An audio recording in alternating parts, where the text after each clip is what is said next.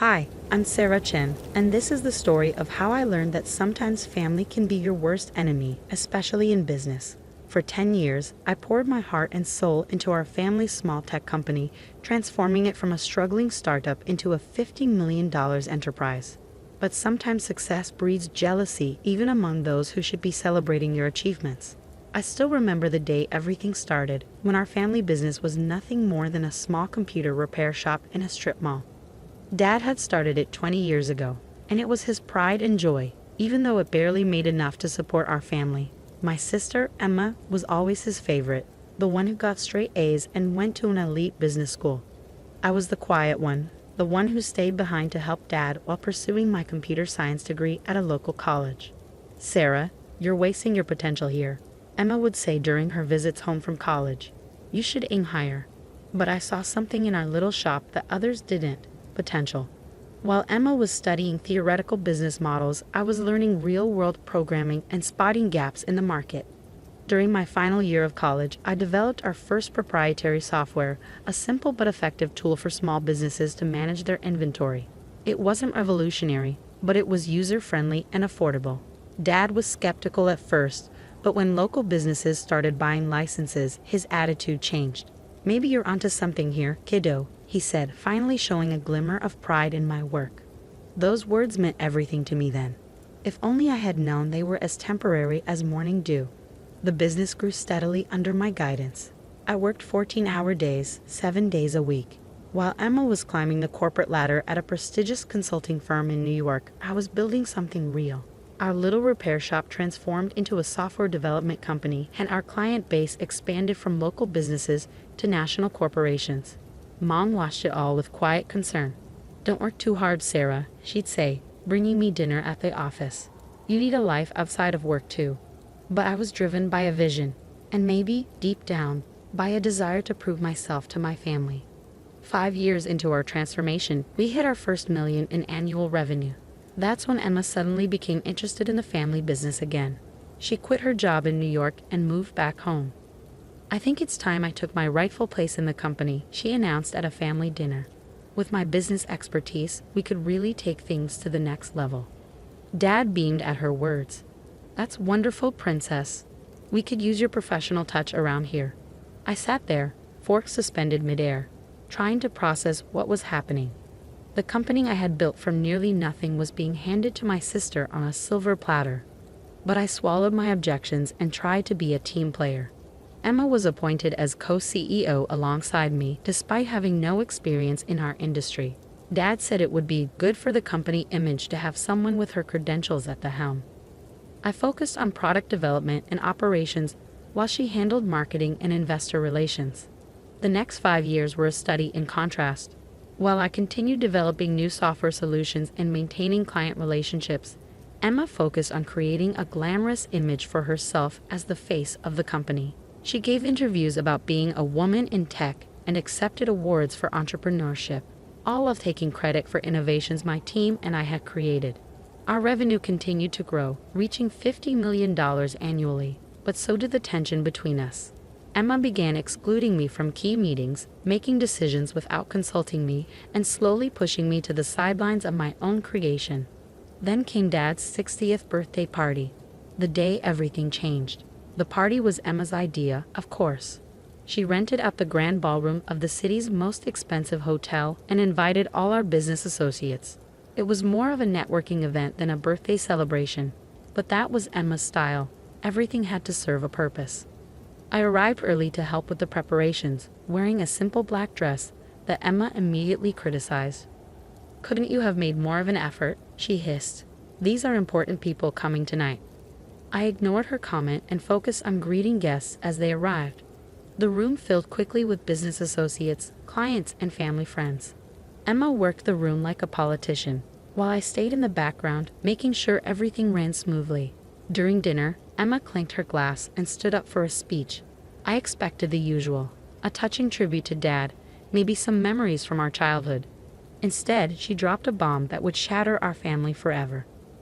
"As we celebrate Dad's 60th birthday," she began, her voice carrying across the silent room, "I think it's time to announce some changes at Chen Technologies. The board has agreed that the company needs unified leadership to move forward. My heart stopped. Board meetings? What board meetings?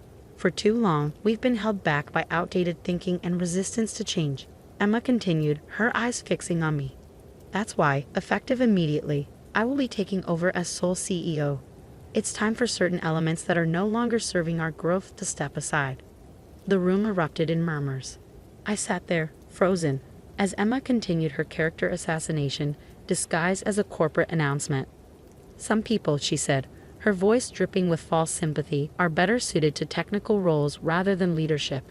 My sister Sarah has been adequate in maintaining our legacy systems, but to compete in today's market, we need vision. We need excellence. And frankly, Sarah, you're just not cut out for this level of business. I looked at Dad, expecting, hoping, he would stand up for me. Instead, he was nodding along with Emma's words, a proud smile on his face. Mom stared at her plate, her hands trembling slightly. The truth is, Emma continued, her voice rising, you're worthless in today's business world, Sarah. Your old-fashioned ideas and lack of proper business education have become a liability. It's time for you to step aside gracefully. The silence in the room was deafening. Hundreds of eyes turned to me, waiting for my response. I could feel the pity, the schadenfreude, the judgment. Everything I had built, every sacrifice I had made, was being stripped away in front of everyone I knew. I stood up slowly, my chair scraping against the floor. The sound echoed through the ballroom like a gunshot. Everyone expected a scene, perhaps tears, maybe a shouting match. Instead, I simply picked up my purse, walked to Dad's table, and placed a small wrapped package in front of him. "Happy birthday, Dad," I said quietly. Then I walked out of the ballroom, head held high, leaving behind the whispers and stares. That night, as I sat in my home office surrounded by awards and patents that bore my name, I made a decision. Emma thought she had won, but she had forgotten one crucial detail, something that would turn her moment of triumph into the biggest mistake of her life. As I powered up my laptop and began typing, a small smile played on my lips. Tomorrow would be interesting indeed. After all, there's more than one way to run a successful business, and I had learned more in 10 years than Emma had learned in all her fancy business classes. The next morning would bring changes that none of them saw coming, changes that would make them realize exactly how worthless I really was. The next morning dawned bright and clear. I arrived at the office early before anyone else and waited. At precisely 9 a.m., Emma strutted through the front doors with Dad beside her, both wearing triumphant smiles that were about to be wiped from their faces. "Sarah?" Emma's voice held a mix of surprise and annoyance. "What are you doing here?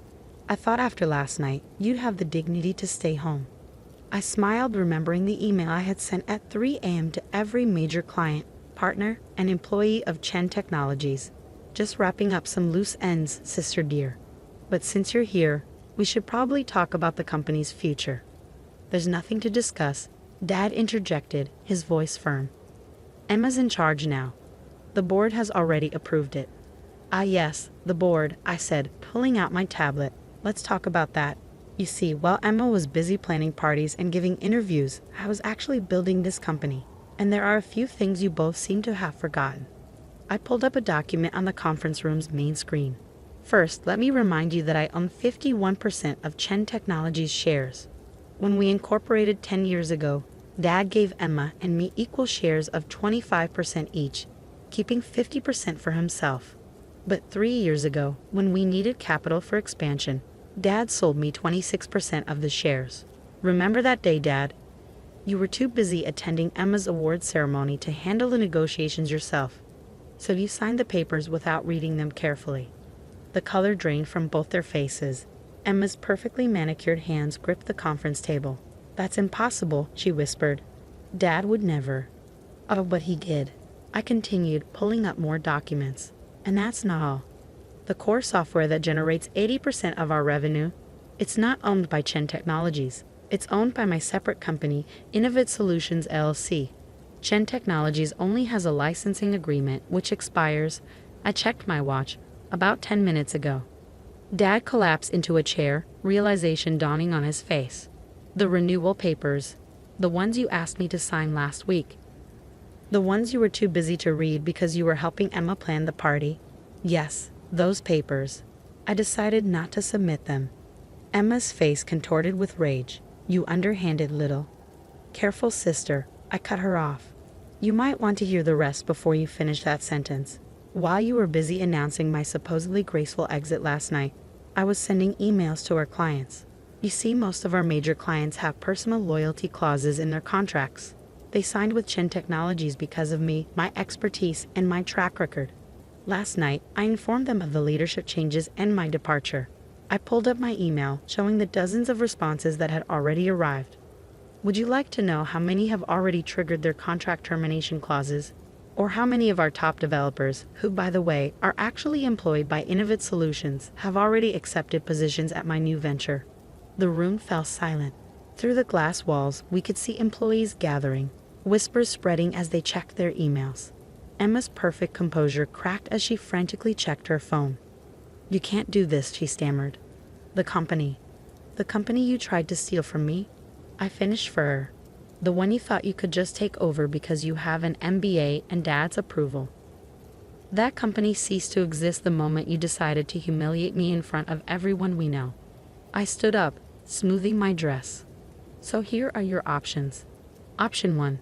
I walk away with my shares, my software, my clients, and my employees. Chen Technologies becomes an empty shell, and you can explain to all those important people you invited last night why the company's value dropped to zero overnight. Dad's face had aged 10 years in the last 10 minutes. And option 2, he asked weakly. Option 2, you both resign. I take full control of Chen Technologies. You keep your shares as silent partners, receiving dividends but having no say in operations. Emma gets a nice severance package and glowing references for her next job, somewhere far away from here. Emma's face had turned an interesting shade of red. You planned this all along, didn't you? You've just been waiting for the right moment to stab us in the back. I laughed, but there was no humor in it. No, Emma. I spent 10 years trying to be a good daughter and sister while you both took me for granted. I built this company from nothing while you collected accolades for my work.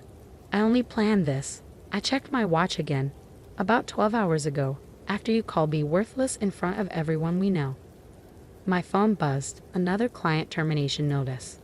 Time's running out. What's it going to be?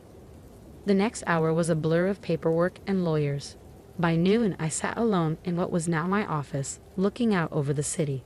The company I had built was now truly mine, but the victory felt hollow. Family relationships lay in ruins around me, trust shattered like dropped crystal. Mom came to see me that evening, her eyes red from crying. Did it have to end this way? She asked softly. They gave me no choice, I replied, my voice gentle but firm. They would have taken everything I built and discarded me without a second thought. She nodded slowly, understanding but sad. What happens now?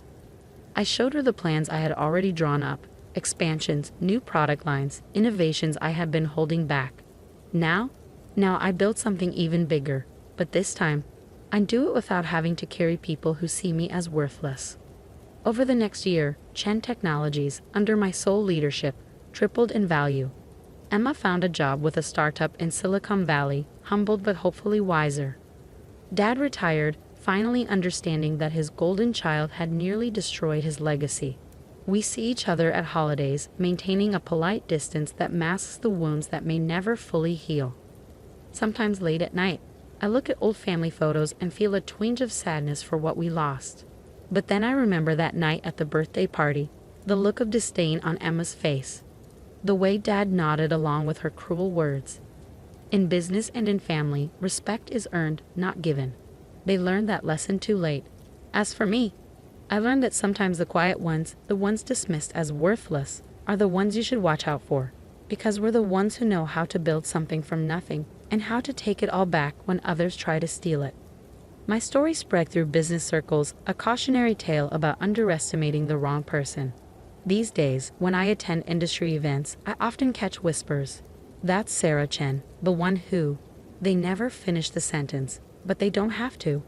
My success speaks for itself.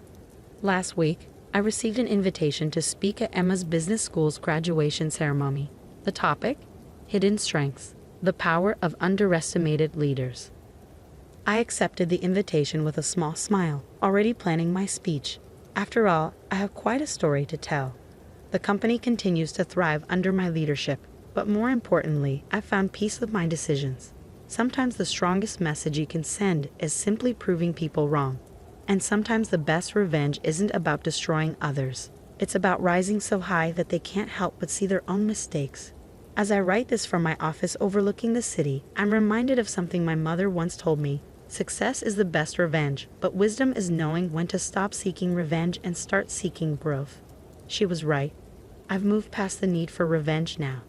These days, I focus on building something meaningful, something that will outlast all the petty jealousies and family dramas. I still keep that wrapped birthday present I never gave Dad. A photo album of the company's journey from that tiny repair shop to what it is today. Maybe someday, when the wounds have healed enough, I'll finally give it to him. Until then, it serves as a reminder that our greatest strengths often come from the very things others underestimate about us.